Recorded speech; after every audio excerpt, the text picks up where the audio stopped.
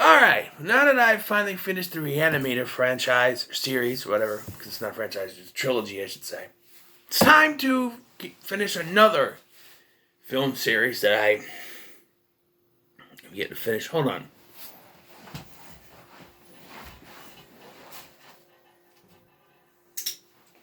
And that's the Prom Night series. So now let's take a look at Prom Night 2. Hello, Mary Lou. And yes, I do play the song. Hello, Mary Lou. Goodbye, heart. Sweet Mary Lou, I'm so in love with you. I do play that song. But, so, this one's a little bit tricky. Because it's not actually a sequel to the first Prom Night. Which you already know I didn't really care for. I still prefer the remake.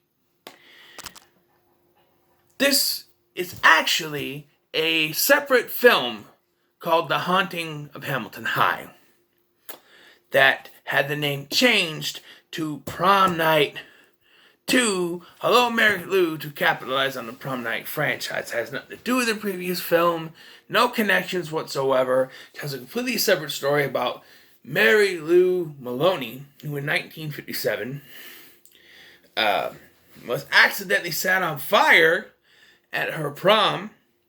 And now her spirit is back some 30 years later to get revenge. Sort of, kind of. I don't know why she comes back, but yeah. This movie is very convoluted because I guess they ordered reshoots after the film was initially done. So it's all over the place. At one point, there's some very creepy visuals, especially when our main character, Vicky, is in the lunchroom and she turns around and she's in this weird Silent Hill type world. It's very good. But it's also very confusing when it comes to is she possessed or is she been switched around? Because she goes, because apparently after Mary Lou was so in 1957, Mary Lou Maloney was accidentally set on fire when her boyfriend at the time, mad because she was cheating on him, lit a stink bomb, which you don't light stink bombs, and set her on fire right away because apparently she's made of kerosene. I don't know.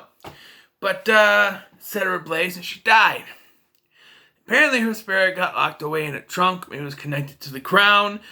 The prom queen crown. I don't know. But when Vicky goes down to look at the stuff, she grabs out the crown and it releases the spirit.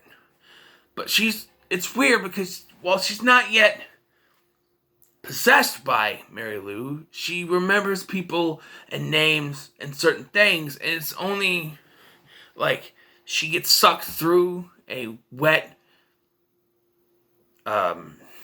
chalkboard. It's like water she's stuck through, and then Mary Lou takes over.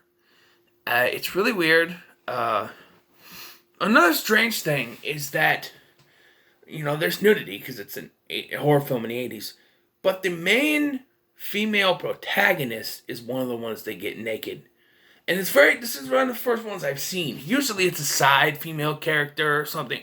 Because usually the final girl, they're pure. So they don't get naked. They don't have sex. They don't do that stuff. There's occasions where they smoke the drugs and stuff. But other than that, there's no big nudity with the main characters. It's been like that for a long time. This is the first one I've really seen where the main character, even though it's technically the main villain as well, she's naked in a scene. Which is very weird for 1980s, because it's two women kissing in the shower. And in the 1980s, it's very weird to have, that kind of thing. Well, nowadays, you do that all the time. It's very open, the LGBT community. Back then, not so much. So it's very weird. And it's not much. They're both women are naked. She's like pecking kisses on her cheek, and then she freaks out and runs off. But you could say, oh, that's kind of like paranoia. But who knows? But yeah. And our main hero was actually her boyfriend, Craig, whose father is actually Bill, the guy who took Mary Lou to the prom and set her on fire because she's made of kerosene. Only way I can explain it. We get there's some very weird storytelling here. As Vicky's friend, there's a story here with Vicky's friend where she's been abandoned by her boyfriend or someone that she thought was her boyfriend, and he's ignoring her, and she's pregnant. And then in the very next scene, she's killed off by being thrown through a window, and they call it a suicide. Also, Mary Lou goes after the priest because it's the boy she was cheating on her boyfriend with. Boy, did he get scared into God worship, huh? Wow. He must have really got the daylight scared out of him for that. The climax takes place, as you would assume, the prom. And Craig comes to save the day. So does Bill. Bill shoots her in the chest, which causes Mary Lou to burst out of Vicky's chest and be free like some weird zombie thing, only she looks normal in about 5 seconds. But, yeah. And so you think, okay, so she possessed Vicky, and then they killed Vicky's body, and she's now just out free spirit, sort of thing.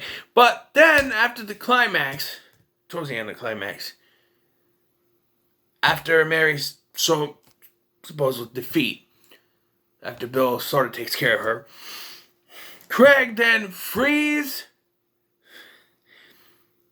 Vicky from the trunk, and she's still wearing the clothes that she did in the scene where she was pulled in the mirror and she's still wet.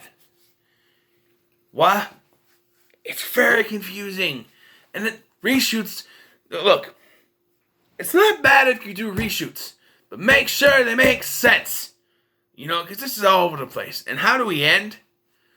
With Craig and Vicky coming out of the high school, reuniting with Bill, and then, Bill is actually marrying Lou.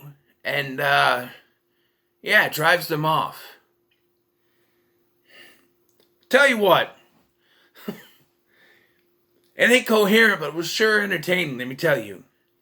There were parts that stretched. I feel like,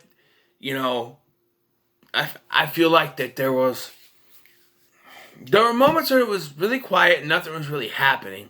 They did a lot of exposition stuff for the first half of this film. A lot of talking. There were some kill scenes here or there, but there was no ambiance to it, Other than the Silent Hill stuff, like I said, and I'm sure that was added in the post, some of the reshoots and stuff, but, Then the weird thing is I did kind of like it better than the original, to be honest. I enjoyed it.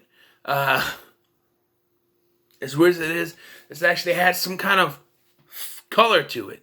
All the goofiness of this movie. So I'm going to give it 8 out of 10. I enjoyed it. It's fine. It's fine. It's fun for me. So what are your thoughts on Prom Night 2? Hello, Mary Lou. Let me know in the comments below. Make sure to like, share, and subscribe. I hear the third one is also about Mary Lou. So I'm interested to see how or if they connect the two films. I'm betting on no, but because this was a horror franchise in the 80s. What's continuity, right? So make sure to like, share, and subscribe. Thanks for watching. I've been Scotty. See you in the next one.